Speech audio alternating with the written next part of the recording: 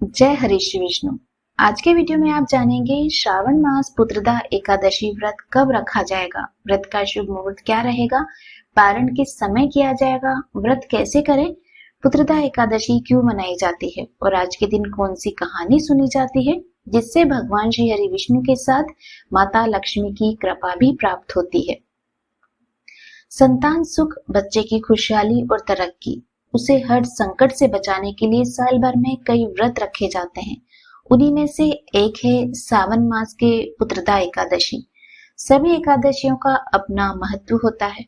मान्यता है कि सावन पुत्रदा एकादशी का व्रत अपने आप में नाम व स्वरूप के समान ही संतान को अच्छा स्वास्थ्य, दीर्घायु प्रदान करने वाला है।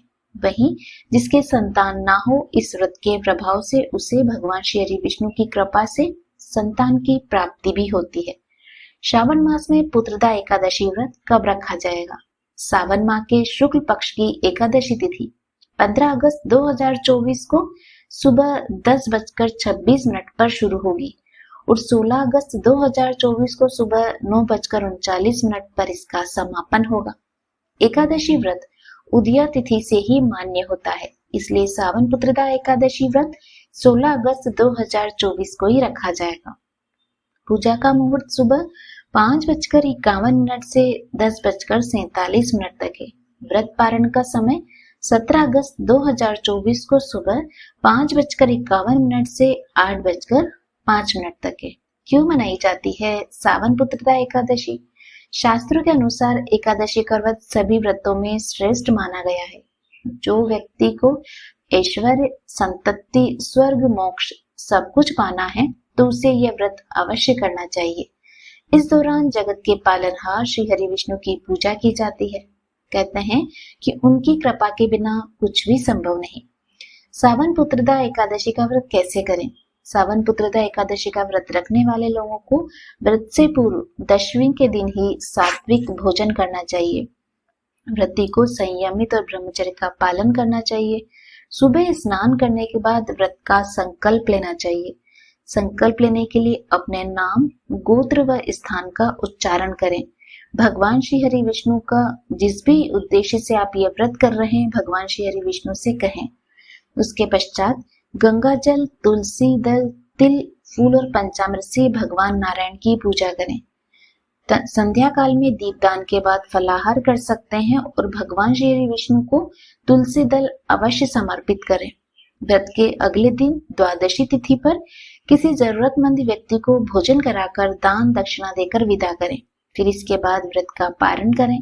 मान्यता है कि इस विधि से पूजा पाठ करने से संतान सुख की प्राप्ति होती है। इसके अलावा इस दिन एक कहानी अवश्य सुनी जाती है। वह कहानी है पुत्रदा एकादशी। द्वापर युग के आरंभ में महिष्मती नाम की एक नगरी थी, जिसमें महिजीत नाम का राजा राज्य करता था।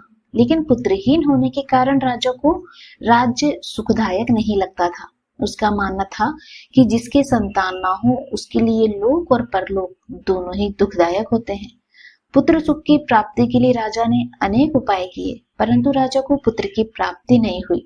वृद्धावस्था को आती देखकर राजा ने प्रजा के प्रतिनिधियों को बुलाया और कहा, हे प्रजाजनों, मेरे खजाने में अन्याय से उपार्जन किया हुआ धन नहीं, न मैंने कभी देवताओं ब्राह्मणों का धन छीना, किसी दूसरे की धरोहर भी मैंने नहीं ली। प्रजा को पुत्र के समान पालता रहा। मैं अपराधियों को पुत्र तथा बांधुओं की तरह दंड देता रहा।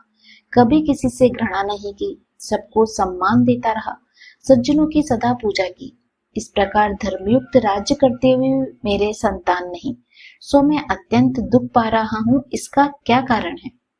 राजा महिजीत की इस बात को विचारने के लिए मंत्री तथा प्रजा के प्रतिनिधि वन को गए।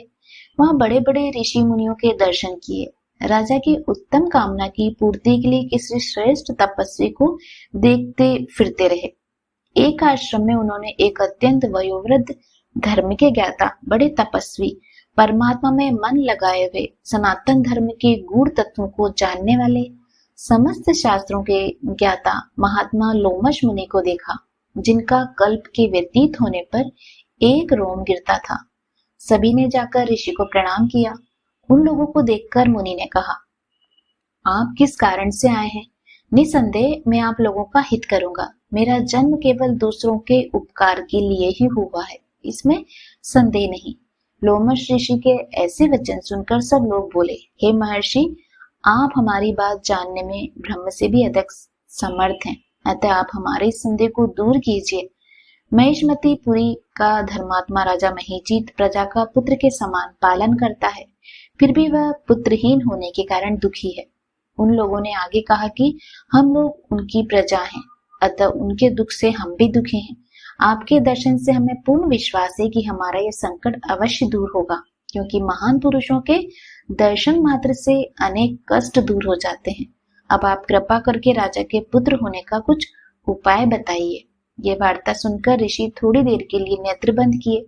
राजा के पूर्व जन्म का वृत्तांत जानकर कहने लगे, यह राजा पूर्व जन्म में एक निर्धन वेश्य था। निर्धन होने के कारण इसने कई बुरे कर्म किए। यह एक गांव से दूसरे गांव व्यापार करने जाया करता था। एक समय ज्येष्ठ माह के शुक्ल पक्ष की द्वादशी के दिन मध्याह्न के समय जबकि वह 2 दिन से भूखा प्यासा था, एक जलाशय में जल पीने गया। उसी स्थान पर एक तत्काल से ब्याई हुई प्यासी गौ जल पी रही थी। राजा ने उस प्यासी गाय को जल पीते हुए हटा दिया और स्वयं जल पीने लगा, इसलिए राजा को यह दुख सहना पड़ा। एकादशी के दिन भूखा रहने से वह राजा हुआ और प्यासी गौ को जल पीते हुए हटाने के कारण पुत्र वियोग का दुख सहना पड़ रहा है। ऐसा सुनकर सब लोग कहने लगे, हे ऋषि, शास्त्रों में पापों को प्रायश्चित भी लिखा है, अतः जिस प्रकार राजा का यह पाप नष्ट हो जाए, आप ऐसा कुछ उपाय बताइए। लोमश मुनि कहने लगे कि श्रावण शुक्ल पक्ष की एकादशी को, जिसे पुत्रदा एकादशी भी कहते हैं, तुम सब लोग व्रत करो और रात्रि को जागरण करो। इससे राजा का यह पूर्व जन्म का पाप नष्ट हो जाएगा, साथ ही राजा को पुत्र की प्राप्ति भी अवश्य होगी। लोमश ऋषि के ऐसे वचन सुनकर मंत्रियों सहित प्रजा नगर के में वापस लौट आई और सब श्रावण शुक्ल एकादशी आई तो ऋषि के आज्ञा अनुसार सबने पुत्रदा एकादशी का व्रत और जागरण किया।